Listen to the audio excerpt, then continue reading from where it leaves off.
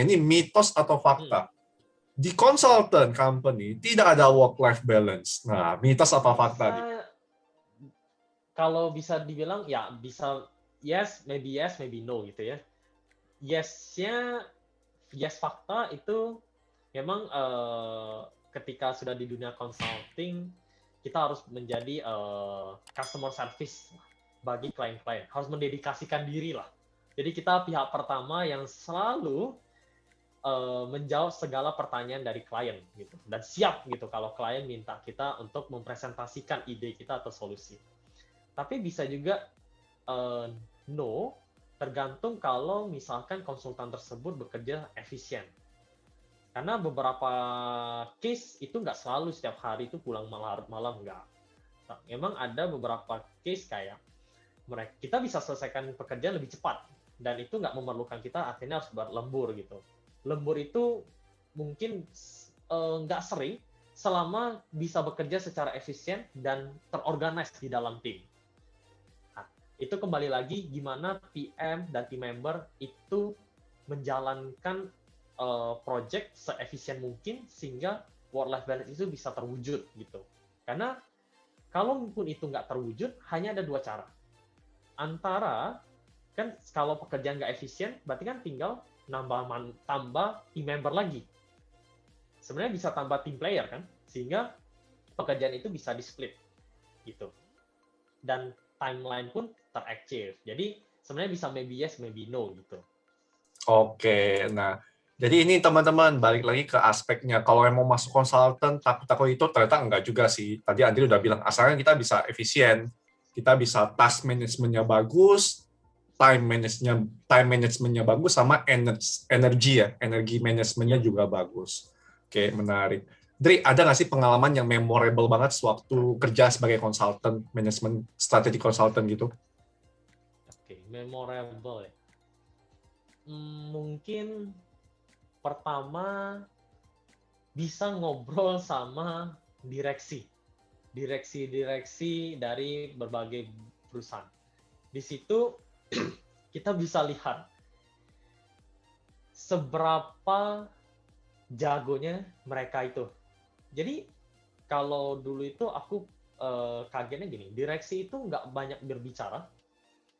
Yang dia bicarakan itu langsung tepat ke target yang disasar, yang dimana setiap omongannya itu sudah dipikirkan panjang gitu. Nah, ada juga tipe direksi yang dia menjelaskan panjang lebar, tapi dia mengasih guidance jelas gitu. Nah, di situ aku mulai kenal tuh direksi mulai jauh. Oh, cara mereka melihat itu seperti ini. Mereka lihatnya itu seperti ini. Ada yang dia melihat dari perspektif yang menurut aku orang-orang pada umumnya itu nggak bakal tuh nyentuh ke perspektif cara lihat dia seperti itu. Nah, itu satu memorable-nya.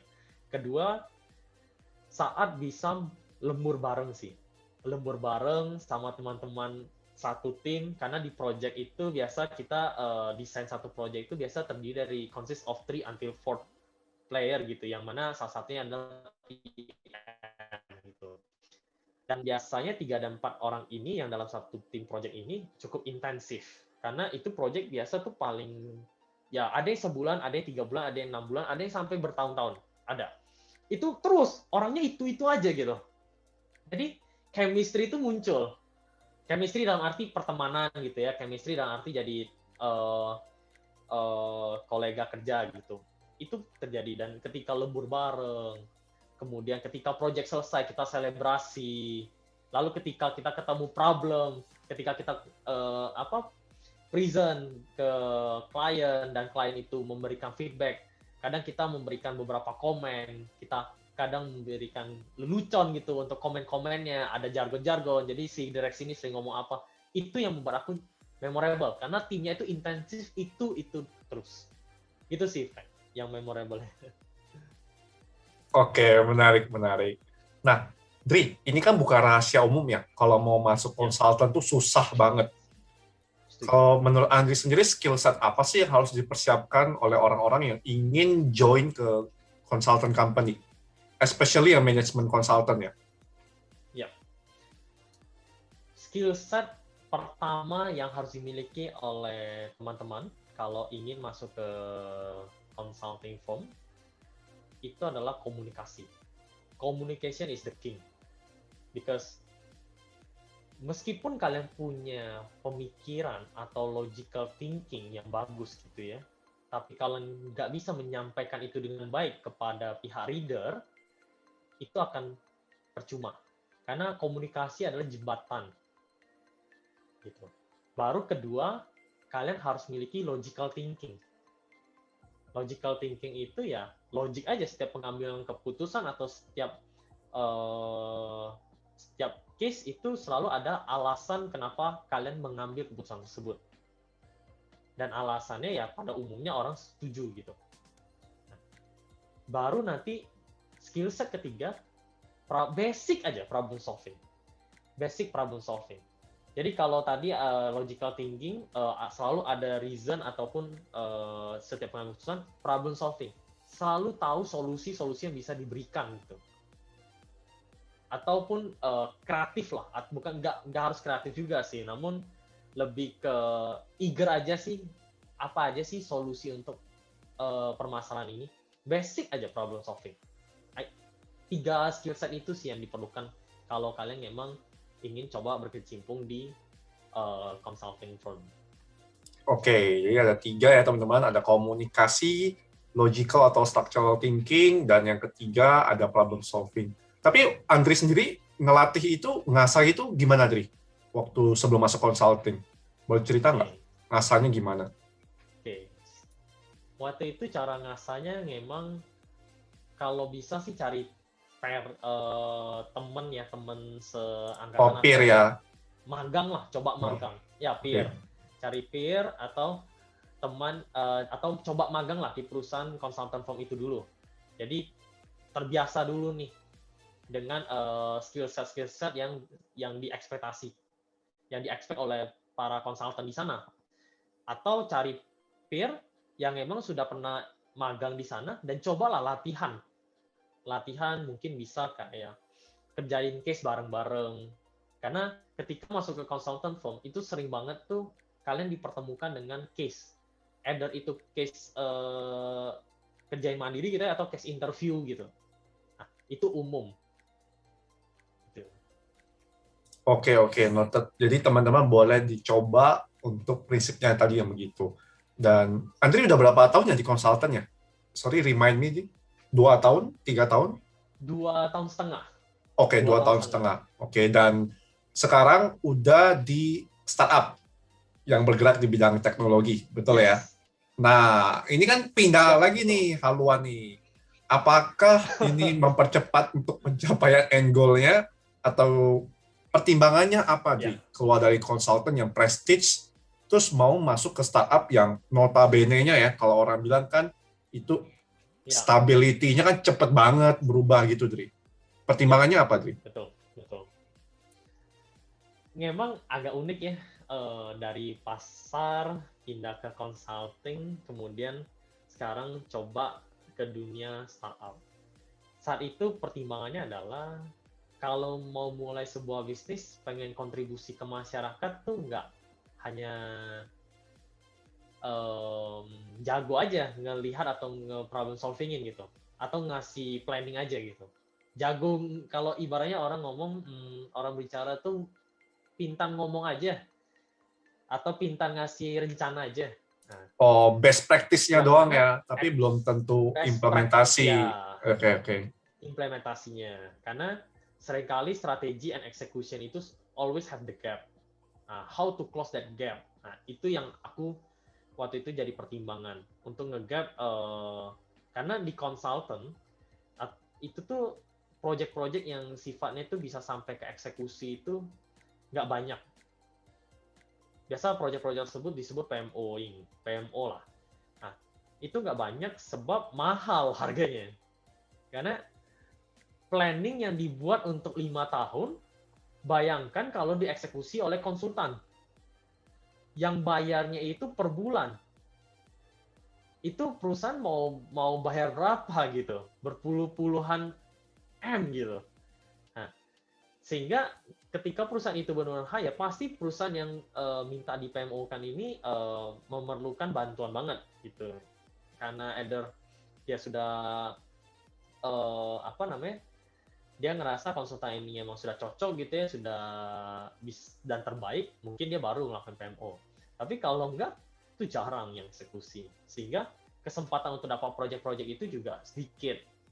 Gitu. Makanya karena aku berpikiran gimana aku bisa mengisi kekosongan dari skill aku di execution, coba deh aku mau ke startup gitu ya, sehingga aku lebih siap, lebih mature lah kalau misalkan nantinya aku mau buka usaha aku sendiri, udah bisa jadi konsultan bisnis aku sendiri, dan sekarang aku juga tahu tantangan ketika mau eksekusi sebuah bisnis gitu. Itu yang buat aku jadi ke startup. Dan dan aku ngerasa memang di saat itu startup, di momen ini startup itu paling bergengsi. Jadi kalau dulu orang bilang startup itu bisnis kecil, itu gaji nggak bisa tinggi atau nggak juga. Startup sekarang banyak yang over insentif atau apapun yang cukup tinggi gitu.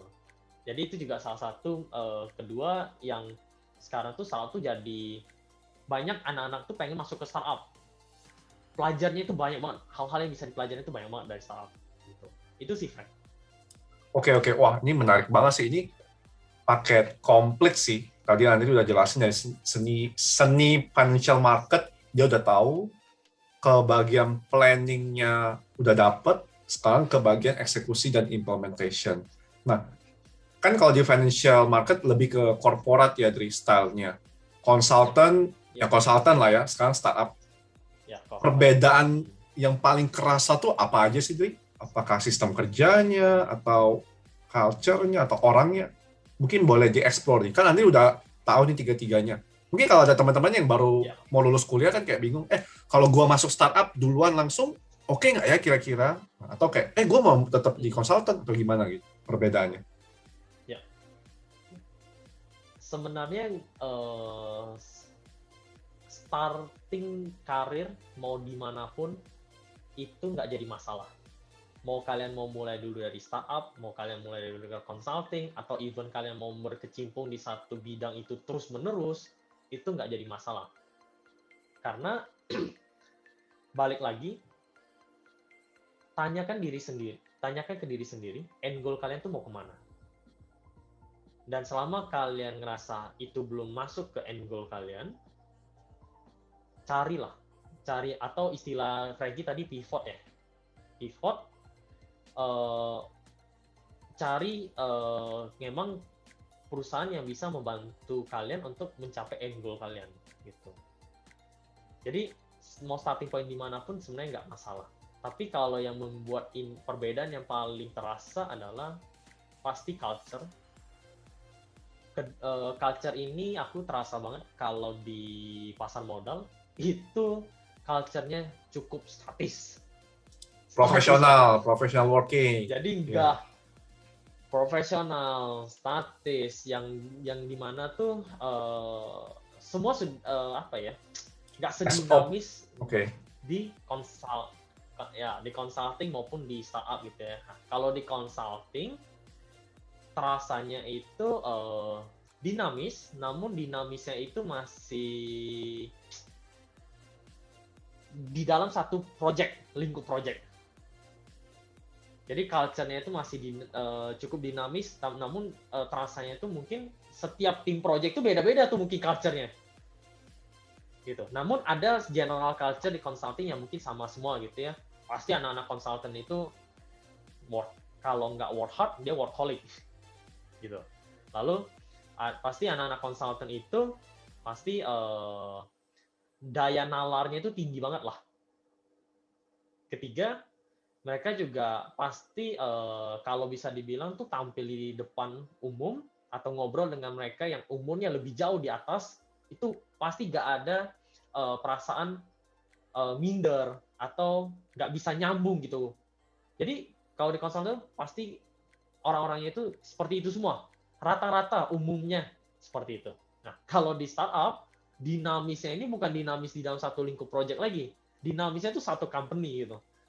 Bisa ke sisi tim produk, IT, marketing lah, bahkan sampai ke operation, itu benar-benar dinamisnya bukan lain. Karena satu company itself gitu.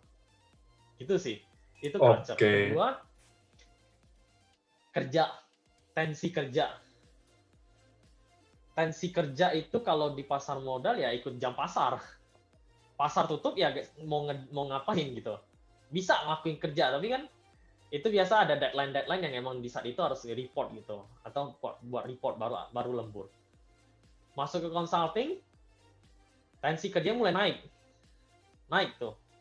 Naiknya mungkin ya kadang itu bisa parah, kadang bisa santai, tergantung lah projectnya, kesulitan projectnya. Masuk ke startup, intensitas kerjanya, tanggung jawabnya yang tinggi, tapi masih bisa di manage dalam waktu hal jam kerja. Nah, makanya startup ini yang menurut aku bagusnya adalah startup di Indonesia pada umumnya, mungkin yang aku tahu teman-teman cerita atau yang aku sekarang tekunin, work life balance-nya kejaga. Jadi kayak dari jam berapa ke jam berapa itu sudah stop untuk mau ngobrol atau meeting dengan siapapun. Selebihnya kalau mau kerja sendiri monggo gitu. Namun ketika di jam meeting ataupun ketika di hari-hari kalian kerja, tanggung jawabnya ini langsung impact ke bisnis atau perjalanan di perusahaan itu. Itu sih. Oke, menarik nih. Jadi teman-teman udah dapat gambaran semua nih. Tapi Dri, kalau boleh jujur, Andri sendiri pribadi personal lebih Ya. suka yang mana, Dri? Dari 3 itu. Oke. Suka yang mana ya? Kalau bukan Itu job startup normatif kali ya. sekarang, nanti orang yang startup nonton, wah ini karyawan saya nggak suka nih. Ya gimana lo? Oke. Oke. Ini perjawaban normatif atau jawaban jujur dari hati? Nah, tergantung siapa yang nonton. Kalau rekan kerja yang tonton, ya Oke. normatif dong. Kayak Oke, jujur oke. aja, yang jujur aja. Oke. Kalau jujur. Kalau jujur sebenarnya kalau aku disuruh milih, nggak ada yang aku pilih. Karena yang aku pilih adalah end goal aku sendiri. Sebab gimana pun ya namanya berkarir, ya beda lagi lah ya, tergantung lah ya masing-masing orang. Ada yang pengen jadi entrepreneur, ada yang memang pengen berkarir di apa namanya ya di dunia profesional gitu. Tapi kalau aku boleh disuruh milih ya, aku milih pengen jadi entrepreneur. Namun aku tahu ada beberapa gap yang aku harus tutupin untuk jadi entrepreneur yang baik gitu. Itu jadi kalau aku boleh disuruh milih, aku nggak milih sama sekali. Aku milih end goal aku sendiri. Yang mana pengen coba create satu bisnis sendiri, jadi entrepreneur, dan bisa kontribusi ke inilah ya masyarakat pada umumnya gitu, yang membantu mengefisiensikan hal-hal yang selama itu masih gray area lah kalau ibaratnya dibilang di Indonesia itu sih. Oke, jawaban yang sangat aman, tidak akan menimbulkan pertumpahan darah, sangat aman sekali, luar biasa. Ini skill komunikasinya bagus ya teman-teman. Jawabannya aman banget, jadi karena ya kita tidak usah bahas gitu. Oke, menarik nih, Dri. Kemudian Dri, kalau misalnya ada orang yang bertanya nih, gue habis fresh Ya. grad nih, habis lulus ya, masih fresh graduate ya, gue baiknya langsung S2 apa kerja dulu ya? Nah, kalau personal ya, personal opinion Andri gimana, Ya. Dri? Oke. Memang kalau orang tua berbicara tuh harus didengar gitu ya. Banyak anak-anak muda itu ngerasa orang tua itu bicara nggak masuk akal gitu. Kan orang tua itu pada sering bicara gini, jangan ketika sudah lulus S1 lanjutlah ke S2. Janganlah berhenti gitu. Nanti kamu ketika sudah kenal uang susah mau lanjut kuliahnya gitu. Dan banyak anak muda kan berpikir ya ngapain langsung lanjut S2. Toh satu aku belajar lagi atau kadang aku kalau mau masuk S2 kan mereka kadang perlu pengalaman 1-2 tahun gitu. Nah, balik lagi ke seberapa kalian konsisten ingin belajar gitu. Kalau kalian nggak cukup konsisten ingin belajar, ya sudah S1 cukup gitu. Tapi kalau kalian masih semangat untuk belajar, lanjutlah ke S2. Ataupun kalau S2-nya minta kalian ada pengalaman terlebih dahulu, ya konsisten. Ketika di tahun itu kalian sudah kerja 1-2 tahun, ya lanjut kuliah gitu, S2. Kalau memang energi kalian masih ada. Nah, namun banyak juga teman-teman ketika sudah berkarir di S1 itu ngerasa kayaknya sudah cukup deh. Aku nggak lanjut lagi ke S2. Ya, pertimbangannya sih bukan karena nggak ada semangat belajar juga. Tanggungan Pada hidup. umumnya, sudah ada tanggungan hidup. Atau pada umumnya, sudah ada tuntutan-tuntutan dari orang tua untuk segera berumah tangga. Jadi banyak hal lah jadi pertimbangan untuk melanjutkan ke S2. Karena S2 itu sebuah investasi yang cukup besar, mengambil waktu kalian, dan juga pastinya biaya S2 juga nggak murah, kecuali kalian mengambil beberapa beasiswa gitu, LPDP lah, ataupun yang lainnya ada. Gitu. Itu sih, Frank, kalau mau S2 atau enggak jawabannya. Oke, ini sejalan sama konsep dasar ekonomi ya, Dri. Ilmu pilihan, choice. Jadi, teman-teman mau langsung kerja, mau S2, terserah. It's totally fine. Tergantung end goal teman-teman apa. Cuman harus disesuaikan lagi, tadi kata Andri kan, biayanya nanti gimana, ada apa enggak. Kalau nggak ada tanggungan biaya, ya udah, nggak apa-apa gitu. Lalu tetap harus konsisten. Jangan sampai udah ngambil S2 di tengah jalan putus, nggak dilanjutin. Ya kalau bisa kita tanggung jawab lah, kita selesaikan. Kemudian kalau misalnya mau kerja, ya kita do the best. Kemudian kualitinya udah oke, daftar lagi S2. It's totally fine. Semua adalah tentang pilihan dari teman-teman semua. Nah, aku ada kelupa satu pertanyaan, Dri. Tadi terkait dengan startup sih. Kalau misalnya di startup, kan dinamis banget, agile banget. Kita ngomongin balik ke skill set lagi, Dri. Skill set apa sih yang kayak most wanted candidate untuk di startup? Yang punya skill set yang kayak gimana sih? Oke. Skill set ya. Mungkin kalau boleh aku bilang skill set yang harus kalian miliki ketika di startup itu humble and curious. Just that.